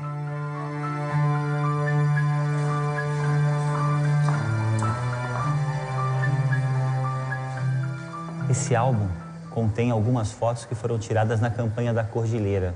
Lá, nessa campanha, as tropas aliadas passaram por problemas que os paraguaios já enfrentavam há muito tempo: a dificuldade de abastecimento e a fome. Enquanto perseguiam Solano Lopes pelo interior do país, era muito frequente encontrarem mulheres e crianças famintas, camponeses sem rumo e mulheres que eram obrigadas a seguir o exército paraguaio. As imagens dessa fase final do conflito trazem aqui no rosto dos personagens a dureza e a dramaticidade dessa guerra. O último confronto de campo, a Batalha de Campo Grande ou a Costa Nu, é um símbolo dessa dificuldade. Nessa batalha, aquilo que restou do exército de Solano Lopes era composto por idosos ou crianças. Essas crianças usavam barbas falsas para disfarçar a idade e lutaram bravamente contra as tropas aliadas. Essa batalha ficou registrada em relatos de soldados brasileiros, como Dionísio Cerqueira, que disse: "O campo ficou cheio de mortos e feridos do inimigo, entre os quais causavam-nos grande pena, pelo avultado número, os soldadinhos cobertos de sangue, com as perninhas quebradas, não tendo alguns ainda atingido a puberdade. Como eram valentes para o fogo os pobres meninos. Que luta terrível aquela entre a piedade cristã e o dever militar. Os nossos soldados diziam que não dava gosto a gente brigar com tanta criança." O dia dessa batalha, 16 de agosto, é no Paraguai o Dia das Crianças. Y esa guerra fue, según dicen los historiadores, una de las primeras guerras totales de la historia. Una total movilización de la población civil, de los niños, de los hombres, de las mujeres. Y eso provocó una tremenda mortandad. Se você lê um jornal editado no Rio São Paulo, a guerra é um assunto importante, mas há outros assuntos. O Paraguai não, ela foi uma guerra total, ela mobilizou todos os recursos do país para o combate, né? E os efeitos não antecipados disso são a fome, as epidemias, né, que dizimaram a população e que não foram talvez devidamente levados em conta pelo Lopes quando ele... Aí a gente tem que falar no singular mesmo, porque assim, não havia uma elite paraguaia, o sistema era realmente centralizado na figura do Lopes, né? E o Lopes levou esses custos além do momento em que teria sido racional continuar a guerra. No primeiro dia de março de 1870, Solano Lopes foi localizado em Cerro Corá, próximo à fronteira com o Brasil. Ao tentar fugir, ele recebeu um golpe de lança do cabo do exército brasileiro Francisco Lacerda, o Chico Diabo. Caído, Solano Lopes teria dito sua última frase: "Morro com a minha pátria." A Guerra do Paraguai chegava ao fim. López estaba convencido, como el padre y como Francia, digamos, que ellos eran el país, de que el país se representaban ellos. O sea, él tenía esa idea que él era la expresión máxima de la nación. Y ese es el famoso debate de muero con o muero por. Él muere y está convencido que el Paraguay desaparece porque él era el Paraguay, ¿verdad? Y de alguna manera lo que hace es alargar la agonía, ¿verdad? O sea, ya sabía que se moría, pero alargou colectivamente a agonia de um país que ele estava convencido de se acabar, ¿verdad? O fim da guerra foi muito comemorado no Brasil. O governo não queria fazer grandes celebrações, mas teve que ceder aos pedidos do Conde D. As ruas do Rio de Janeiro foram enfeitadas para receber os primeiros soldados que voltavam ao país. Ao voltar dos campos de batalha, os veteranos encontraram um país quebrado, sem condições de cumprir os compromissos feitos antes dos combates. O que foi prometido basicamente foram pensões, posições preferenciais de acesso ao serviço público, doação de terra e amparo às famílias. O amparo às famílias foi feito pelo caminho normal do sistema de pensões do Exército, que depois se aprimorou. A questão das terras, quando as terras foram disponibilizadas, normalmente foram colônias militares na fronteira. Havia pouca gente disposta a morar nesses lugares. Em relação ao serviço público, essa promessa pressuporia um serviço público controlado pelo governo, mas não era, e o próprio governo não tinha condição de lidar com isso. No fundo, acho que o recrutamento não ajudou muito na navegação social dos veteranos. Em 1869, o chanceler brasileiro José Maria da Silva Paranhos chegou ao Paraguai com o objetivo de conter a influência argentina no país. Ele conseguiu articular um governo pró-Brasil e foi ainda mais longe. Em 1872, o Brasil rompeu o Tratado da Tríplice Aliança e assinou um acordo de paz com o Paraguai separado dos aliados. Garantiu as fronteiras aonde o Brasil sempre quis e ainda impediu que a Argentina conseguisse a área que lhe interessava, o Chaco-Paraguai. A aliança entre Brasil e Argentina durou pouco mais que a guerra e os dois países voltaram a se distanciar. O Brasil enviou à guerra cerca de 139 mil soldados. Estima-se que entre militares e civis morreram perto de 50 mil brasileiros. 5.500 soldados uruguaios entraram na guerra, 500 retornaram, mas o número de mortos não é preciso.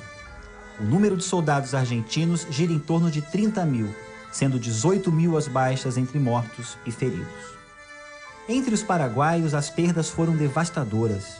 Estudos recentes estimam a população paraguaia antes da guerra entre 450 e 500 mil habitantes. Em 1870, uma série de censos estimaram a população em cerca de 200 mil paraguaios. Desses, apenas 28 mil eram homens adultos. La gente sobrevivió como pudo. En general en el campo, porque en esa época se había acabado la agricultura, se había acabado la ganadería, pero en fin, quedó como un país porque, no existía otra alternativa para la gente que vivía en el Paraguay. Era seguir adelante con lo que se tenía. Las mujeres se encargan de hacer todo el trabajo que sea de chacra durante toda lo que se le llama la reconstrucción o el periodo de posguerra. Este rol de las paraguayas es un rol que viene desde la época de la colonia, o sea, no es en absoluto extraño para las paraguayas el trabajo vinculado de las mujeres, ya sea al comercio o ya sea al campo. Ahora, las mujeres en ningún momento entran de lo que sería la política. Hay una última gran inmigración europea a Paraguay, ¿verdad? Que es coletazo de la inmigración un poco a San Pablo, pero sobre todo a Buenos Aires. O sea, gente que viene a Buenos Aires encuentra que ya el mercado estaba tomado y viene a Paraguay. Y ahí aparece el tranvía, la prensa, fábrica de hielo, de fideo, carruajes, teléfonos. Paraguay entra a la modernidad 15 años después de la guerra, 15 o 20 años después de la guerra. Pero sobre todo con mucha inmigración extranjera, que de hecho es la que queda como burguesía paraguaya durante casi 70, 80 años, ¿verdad? Daqui do Rio de Janeiro, Dom Pedro II comandou gastos de cerca de 614 mil réis com a guerra. Para se ter uma ideia, esse valor era equivalente a 11 anos do orçamento total do Estado brasileiro. A Guerra do Paraguai desequilibrou e comprometeu terrivelmente as contas públicas, jogando o Brasil em uma crise econômica que obrigou o governo a adotar medidas que desagradaram a todos e enfraqueceram a monarquia. O que a guerra gerou? Ela gerou dívidas, ressentimento, um certo orgulho nacional por ter vencido uma guerra, e pouca coisa mais, né? Nós não desenvolvemos um parque industrial ou uma infraestrutura ferroviária em função da guerra. O Brasil não conseguiu utilizar a guerra para se modernizar num caminho semelhante, por exemplo, ao da União Norte-Americana na Guerra Civil. Ela leva à profissionalização do Exército. O Exército, até a Guerra do Paraguai, era leal ao imperador. Após o fim da Guerra do Paraguai, a alta oficialidade, Caxias, Osório, etc., os generais continuam fiéis antes ao imperador, enquanto que os oficiais coronéis para baixo, eles são fiéis à nação. O discurso deles é fidelidade à nação brasileira, não ao imperador. Então, é uma sutileza, mas que mostra já uma fissura ideológica na estrutura de sustentação da monarquia. O Império não exaltou a Guerra do Paraguai, mas a República sim cultivou essa memória. Aqui na Praça 15, ao lado do Paço Imperial, foi inaugurado o primeiro monumento pelo governo republicano brasileiro, a estátua do General Osório, o militar brasileiro mais admirado durante a guerra. A República celebrou os grandes heróis, mas não valorizou os soldados comuns que participaram da guerra, uma parte da população brasileira que pela primeira vez se uniu em torno de uma causa nacional. Celebrar a guerra e ganhar popularidade junto à população significaria dar a quem fez a guerra, a população pobre, a população de libertos, ex-libertos, descendentes de escravos, um papel na sociedade imperial que era impensável. A República também não fez isso. Logo depois da guerra vem a Lei do Ventre Livre, né, em 28 de setembro de 1871, né, que é uma lei que, de alguma maneira, coloca o fim da escravidão no horizonte, um horizonte tardio, longínquo, mas coloca, né?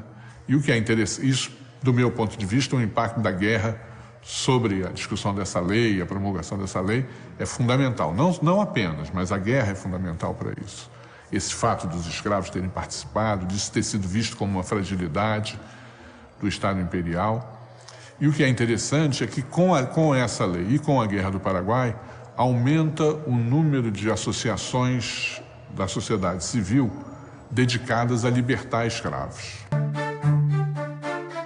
Durante a guerra, a Argentina foi a maior fornecedora de produtos para as tropas aliadas. Quase tudo era comprado de produtores e comerciantes argentinos, que ganharam muito dinheiro com a guerra.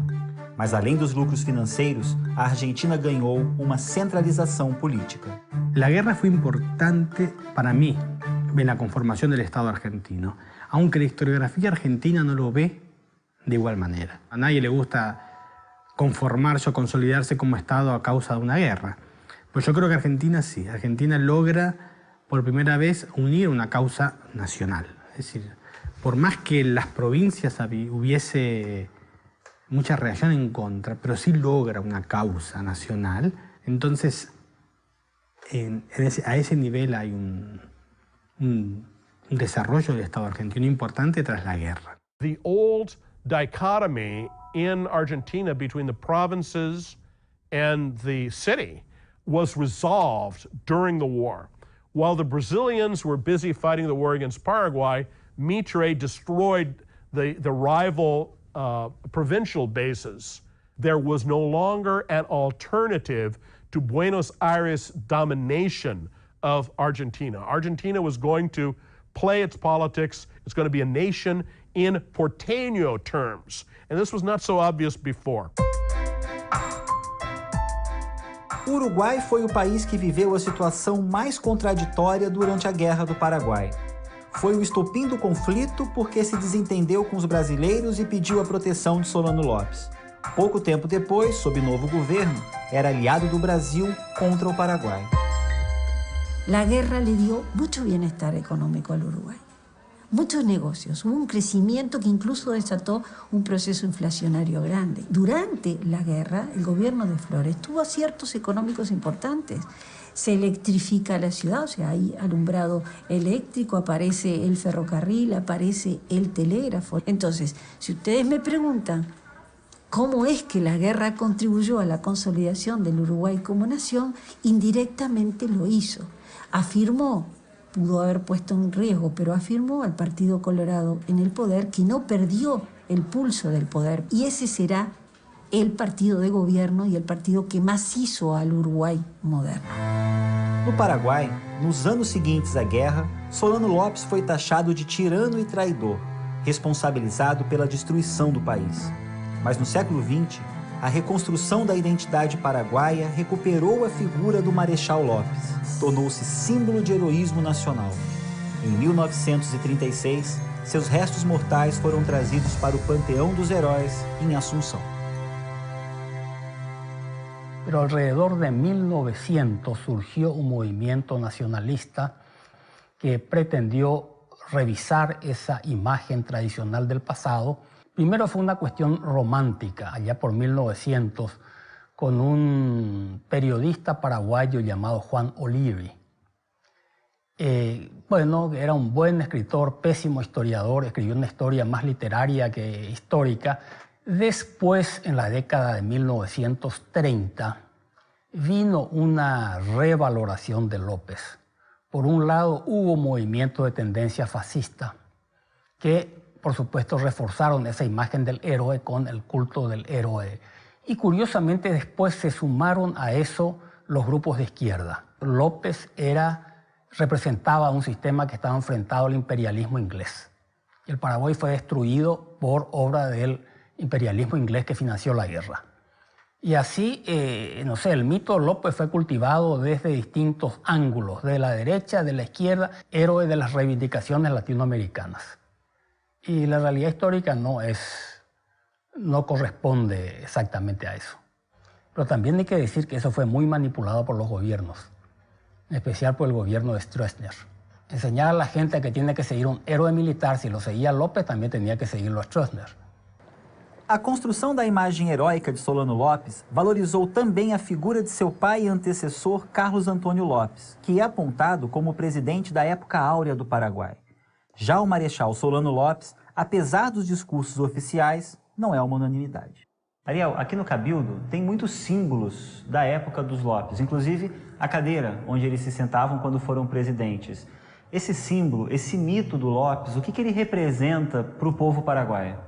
En realidad, los López, para mí en particularmente, fueron grandes personalidades del Paraguay. Para muchos paraguayos, Carlos Antonio López fue un gran presidente, pero con López hay muchas contradicciones. Algunos paraguayos que piensan que el Mariscal López Francisco Solano, dicen que fue un tirano, que no le consideran tan buen presidente.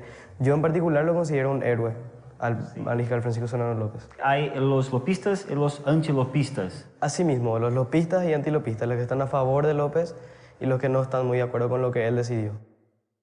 Yo diría que hasta hoy es bastante complicado para un historiador o para una historiadora tratar de meterse en temas de la guerra. Todas las personas están pendientes de si va a ser un estudio a favor de López o un estudio en contra de López. Porque a favor es seguir siempre el hilo conductor nacionalista. Y en contra, esto de hablar de los niños, esto de hablar de otra faceta de las mujeres, se entiende como que el ataque es hacia López, y cuando se ataca hacia López es que uno es siempre un traidor a la causa paraguaya.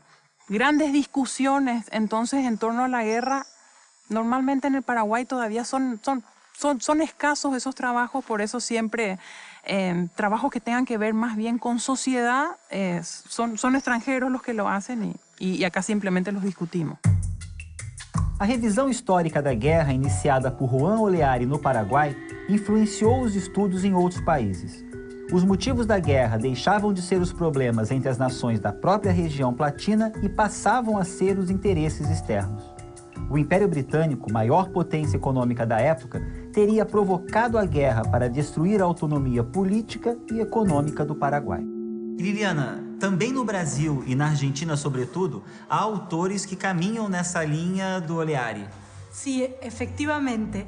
Me gustaría explicar que en Argentina hay dos interpretaciones sobre la guerra. Una tradición historiográfica, la tradición liberal, que fue inaugurada por Bartolomé Mitre. El culpable de la guerra había sido Francisco Solano López y sus ambiciones de liderar la región, e incluso se lo veía a Francisco Solano López como un bárbaro. Y en 1930 comienza lo que en Argentina denominamos el revisionismo histórico. A partir de esa década de 1930, un conjunto de autores comenzaron a ofrecer una lectura de la guerra muy parecida a la de Juan Oleari en cuanto a su postura antiimperialista, antiliberalismo y sobre todo en poner a Inglaterra como responsable de haber llevado la guerra contra el Paraguay. E hoje, como a historiografia argentina vê a guerra?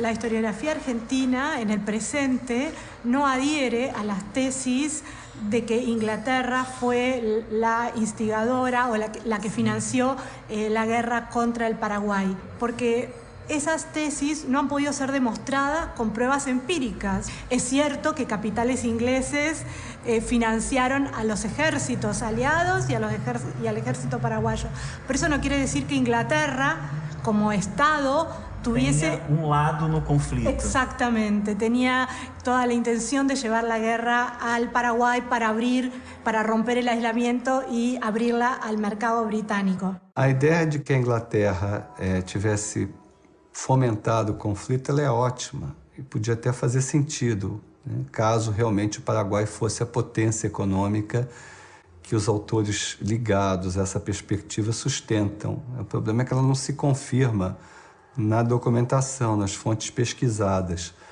Mais fácil tentar defini-lo como talvez o último capítulo do longo processo de formação dos Estados Nacionais no História do Prata, que tem início em 1810, e talvez tenha terminado na década de 90, né, quando a Argentina finalmente se consolida como um Estado nacional viável. When independence happened all over South America, certain basic questions about the future, like, for example, the shape of government. Should we have a monarchy? Should we have a republic? Should we have an oligarchy? Should we have an authoritarian regime? None of these questions were very effectively answered. Places decided different things at different times, and as you know, there was a long period, in many places, a long period of chaos. So these were unanswered questions.